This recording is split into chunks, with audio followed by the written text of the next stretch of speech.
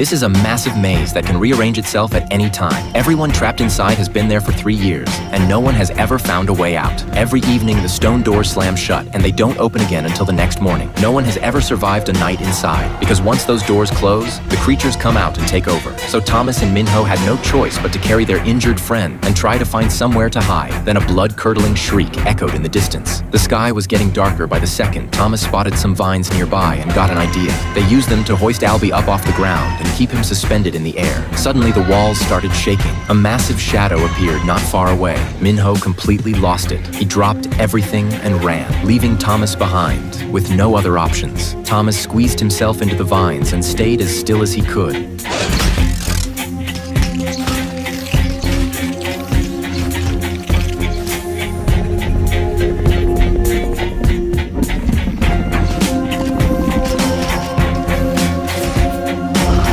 After what felt like forever, the creature finally moved on. He quickly made sure Albie was tied up tight so he wouldn't fall, but the moment he stepped back out, a glob of disgusting slime dropped right onto his shoulder.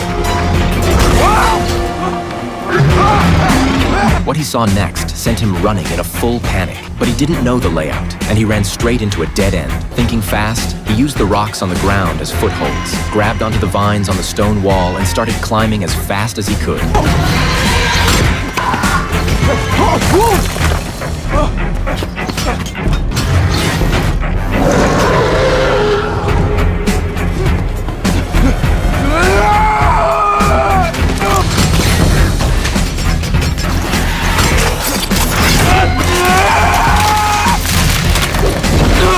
Thomas used the vines to trap the creature just long enough, and Minho, who heard the commotion, came back. Using his knowledge of the maze, he led Thomas through the corridors. His plan was to use the closing stone walls to shake the creature off their trail. Minho made it through just in time, but Thomas suddenly stopped. What are you waiting for? Get out of there!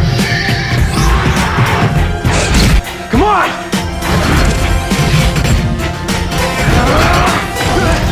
Come on! Come on, Thomas, don't look back! Move it, Thomas! Come on! Yes! Let's go! Come on! Come on, Queenie, let's go!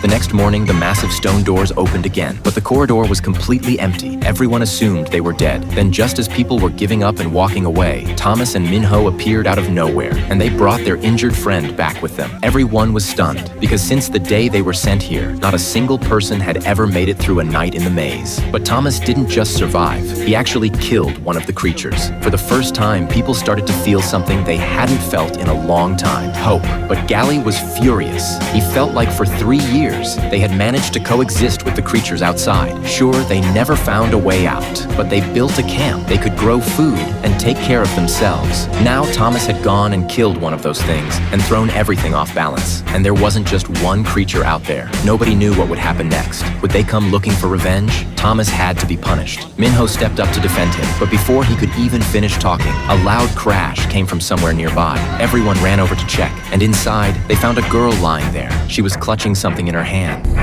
She's the last one ever.